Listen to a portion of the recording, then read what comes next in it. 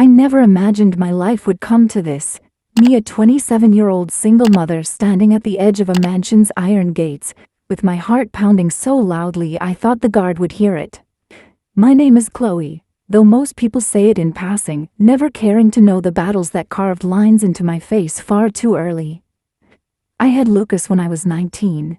He's 6 now, bright-eyed, full of questions, and the only reason I wake up every morning despite the crushing weight of bills, empty cupboards, and nights when the silence is so thick, I hear my own sobs echoing. That morning I stared at the newspaper clipping in my trembling hands, the ink smudged from rereading it so many times.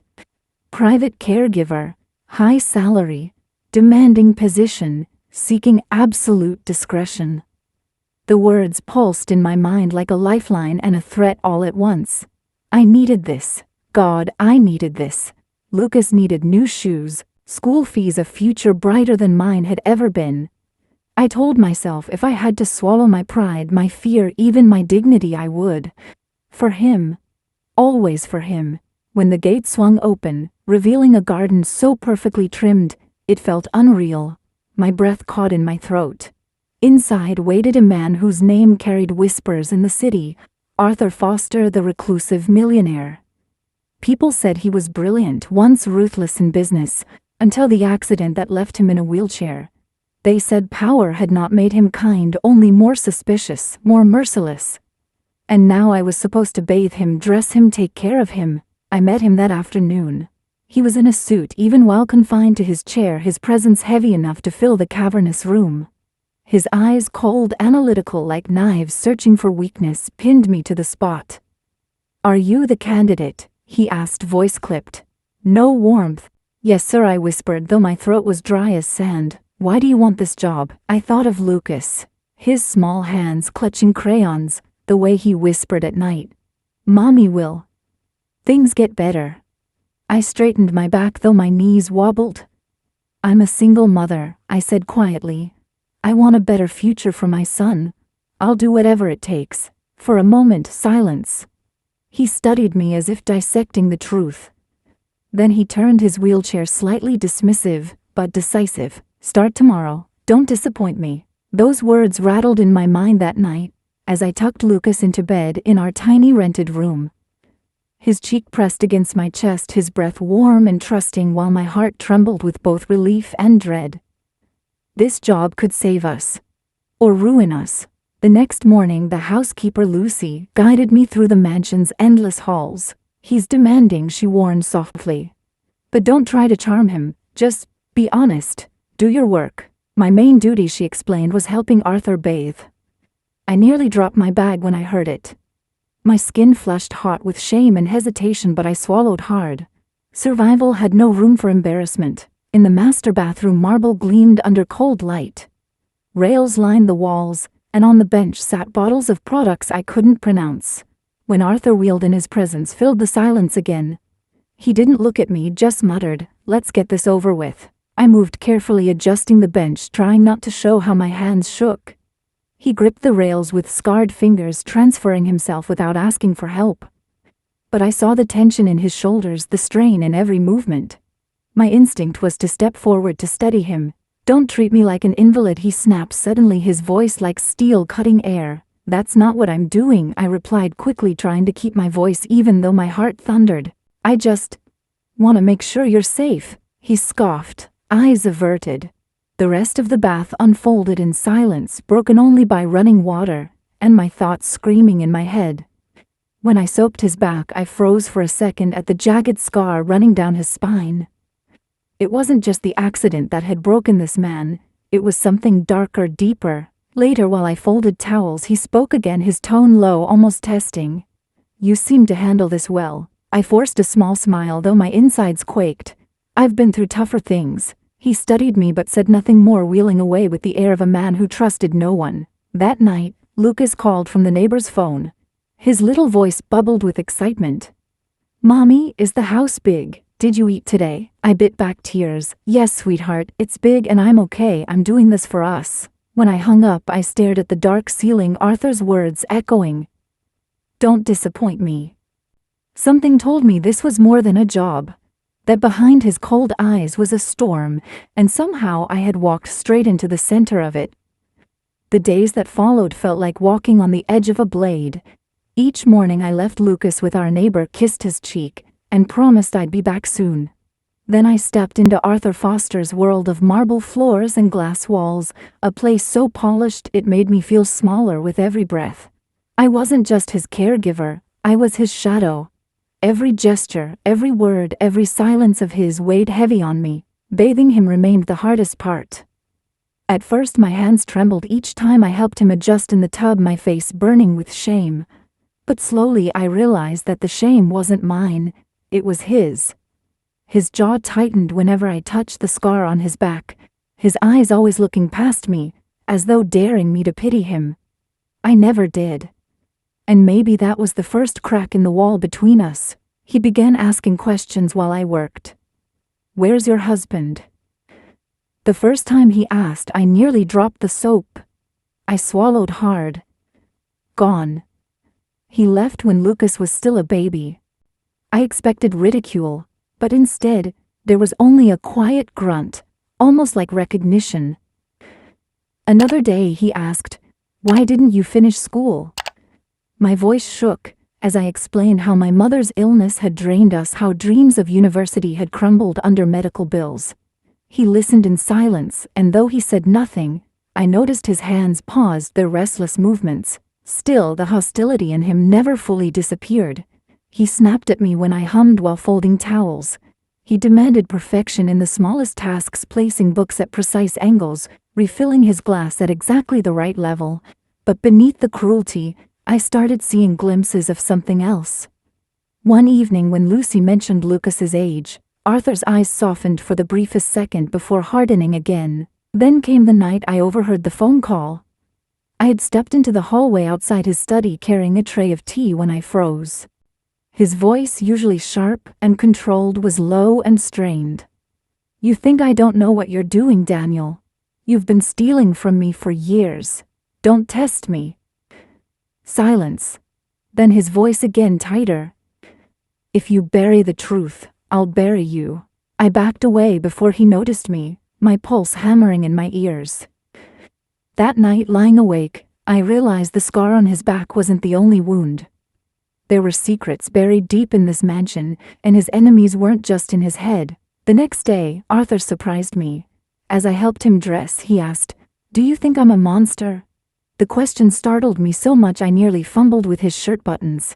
His eyes for once weren't cold, they were searching. "No," I said quietly. "I think you're a man who's been hurt, and men who've been hurt build walls so no one else can touch them." He didn't respond, but I felt the shift in the air between us. From that day, his tone toward me changed. He still barked orders, but he also asked about Lucas more often, what he liked to eat, what stories I told him at night. I caught him once looking at a drawing Lucas had made crayons on scrap paper, a picture of a small house with two stick figures holding hands. When our eyes met, he set it down quickly, pretending not to care. But I saw it. The loneliness etched into him, the cracks in the armor, and yet the deeper I stepped into his world, the more dangerous it became. Notes began arriving at the mansion, slipped under the door, unsigned. The first one read, "He doesn't deserve loyalty. Don't tie your fate to his." Another said, "Truth has a way of surfacing. When it does, he'll drag you down with him." I should have left then. Packed my bags, found another job, protected Lucas from whatever storm was brewing. But something held me there. Not money, not even pity. It was the sense that fate had tied me to Arthur for a reason, and that the truth hidden in his past was about to change both our lives, forever. I started to notice the changes in myself before I dared admit them out loud. Where I had once tiptoed through the mansion avoiding Arthur's gaze, I now walked with a steadier stride. Where his cold voice once silenced me, I found myself answering back, not with defiance, but with honesty. It unsettled him. I could tell he wasn't used to people looking him in the eye and refusing to flinch. And though he never said it, I think he respected it. But with respect came suspicion. He began watching me more closely, testing me in subtle ways, leaving papers scattered on his desk as if daring me to peek. asking me questions with traps hidden between the lines. And one night when I brought him his medication, he asked suddenly, "If you discovered something about me, something ugly, would you still stay?" The question struck me like a blade. I thought of Lucas asleep at our neighbor's house, trusting that his mother was doing the right thing. I thought of the notes that kept arriving, warning me to run. My voice trembled as I replied, "I'd rather know the truth than live with lies." Arthur studied me, his expression unreadable before turning away. But I saw his hands tighten against the wheels of his chair, knuckles white. A week later the truth began to surface. It happened at night when thunder rattled the mansion windows. I was in the laundry room when I heard Arthur shouting louder, more desperate than I had ever heard him. I rushed toward the study and stopped dead at the door. Inside stood a man I didn't recognize, tall, suited, his smirk sharp as a blade. "Arthur's brother Daniel. You think you can hide forever behind your walls?" Daniel sneered. "You stole everything from me when father died. The company, the money, the power, it was mine. And now even this pathetic girl you've dragged in to wash your wounds. Do you think she'll still stay when she learns the truth about what you did?" My breath caught in my throat. Neither of them noticed me hidden in the shadows. Arthur's voice was ragged. "You destroyed yourself, Daniel. Don't put that on me." Daniel laughed. "No, brother, you destroyed Isabella. Do you remember her screams? Because I do." The words cut through me like shards of glass. Isabella. A name I hadn't heard before, but one that carried the weight of tragedy. Arthur's face turned ghost pale, his eyes full of a torment I couldn't comprehend. He lunged at his brother, forgetting the chair beneath him collapsing to the floor. For a moment, the mighty millionaire was nothing but a broken man crawling on his hands as Daniel walked out laughing into the storm. I rushed to Arthur's side, my heart pounding. He tried to push me away, his pride flaring even in his weakness. "Leave me," he rasped. "No," I whispered fiercely, sliding my arms beneath him, helping him back to the chair despite his protests. "Not until you tell me the truth." His eyes met mine, then raw and stripped of all defenses. "If I do, you'll hate me." Maybe he was right. Maybe the truth would shatter whatever fragile connection had formed between us. But I couldn't look away now. I had seen too much, heard too much. And deep inside I knew the story of Isabella was the key to understanding the scars that weren't just carved on his body, but on his soul. That night, as lightning tore across the sky, Arthur finally spoke, and the story he told would unravel every thread of certainty I thought I had, binding me to him in ways I never could have imagined. Arthur's confession came slowly, each word dragged out of him as if it were a wound reopening. He sat in his chair by the window, the storm's glow casting jagged shadows across his face. I sat opposite him, my heart in my throat, waiting. "Isabella was my wife," he began, his voice hollow. "She was everything. Smart, kind, stubborn enough to stand up to me. And I ruined her." The air in the room tightened. I clasped my hands in my lap to keep them from shaking. "She found something," he continued, his eyes fixed on the rain outside. "Proof that Daniel had been siphoning money, manipulating contracts, planting false reports. She tried to warn me, but I didn't believe her. I thought she was plotting against me." Daniel whispered poison in my ear and I listened. "I accused her of betrayal. Drove her out of this house. Out of my life. Weeks later she was gone. An accident, they said. But I know better now. She died because I didn't protect her. Because I chose to believe him instead of her." His voice cracked on the last words, and for the first time I saw Arthur not as the ruthless millionaire, not as the cold man who barked orders, but as a broken human being drowning in his own guilt. I didn't know what to say. My throat ached heavy with grief that wasn't even mine. Finally I whispered, "That's the scar you carry. Not the one on your back, the one in here." I placed my hand lightly on my chest. His eyes flicked to mine, shimmering with something raw. "You should leave, Chloe, before you're dragged into the same fate." But I couldn't. Not after everything. Not when I had seen the torment etched into him. "I've lived with betrayal too," I said softly. "My son's father left us when Lucas was just a baby. No warning, no goodbye. Just gone. I know what it is to be abandoned, to be treated like nothing. But I didn't let it destroy me. And neither should you. The silence stretched between us, heavy, fragile. Then Arthur let out a sound, half laugh, half sob. You speak as if it's that easy. It isn't easy, I said. It's a choice every day. To rise or to let the pain win. From that night something shifted. Arthur was still stern, still demanding, but his edges softened in rare moments when he thought no one was watching. He began asking about Lucas more often, even surprising me one morning by sending a pair of shoes for him, far nicer than anything I could afford. For school, he muttered when I thanked him, waving me off as though embarrassed by his own generosity. But as fragile as this newfound connection felt, danger still lurked. Daniel wasn't finished. He began appearing more often at the mansion, circling like a vulture. The staff whispered that he was plotting to take full control of the company, to have Arthur declared unfit. And if he succeeded, Arthur wouldn't just lose his empire, he'd lose everything he had left of his identity. One night I found another note slipped under my door. Leave him. Take your son and go before it's too late. My blood ran cold. The threat wasn't subtle anymore. Someone wanted me gone, someone who believed that my presence made Arthur stronger and that strength was dangerous. I sat on my bed, the note crumpled in my fist, staring at Lucas asleep beside me. Fear clawed at me, but another emotion burned hotter, resolve. They wanted me silent, erased, forgotten. But I had been invisible long enough. If Arthur's past had taught me anything, it was that silence only feeds betrayal. And I refused to let my story or his be swallowed in the dark. The final unraveling came faster than I expected, like a storm breaking after days of heavy clouds. Daniel made his move. He called a board meeting without Arthur's knowledge, spreading lies that Arthur was unstable, incapable of leading, clinging to a caregiver who was nothing more than a desperate single mother chasing money.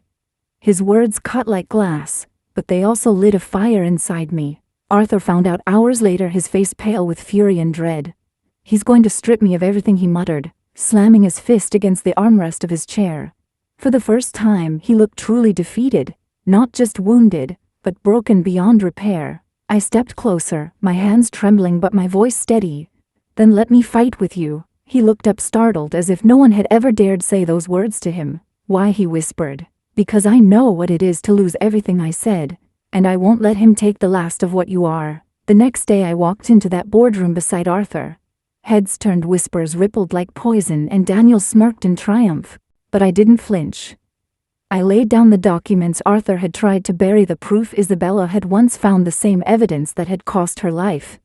Contracts, transfers, falsified accounts, all pointing to Daniel's hand. The room fell into stunned silence. Daniel's smirk faltered, his eyes darting, searching for a way out. This is lies, he spat. She's just the help. Why would you believe her? I met his gaze, my heart hammering, but my voice steady. Because I was invisible long enough to see everything you thought no one noticed. And Isabella tried to save him once. She wasn't lying, you were. Gasps echoed, the tide turned, and for once Daniel had no words. When the gavel struck, declaring him stripped of power, I felt a rush of vindication so strong it left me breathless. But it wasn't triumph I saw in Arthur's eyes, it was grief. He whispered Isabella's name under his breath, as though apologizing across the years. That night when the mansion finally quieted, Arthur and I sat together in the library.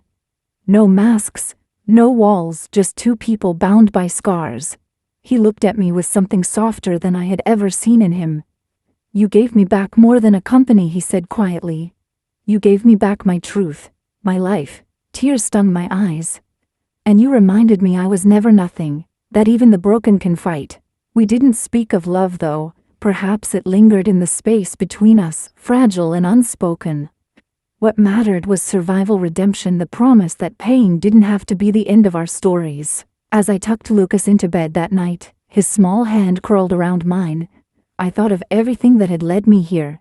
The shame, the fear, the betrayal, the fight. And I realized the lesson was simple, though hard-earned. When the world calls you nothing, you have the power to become everything. If my story touched you, if you've ever felt invisible, underestimated, or betrayed, remember this. Your worth isn't defined by those who try to break you. It's defined by how you rise. Please, like this video. Share it with someone who needs strength and subscribe for more stories that remind us of the courage we carry. And tell me in the comments if you were me. Would you forgive or would you walk away?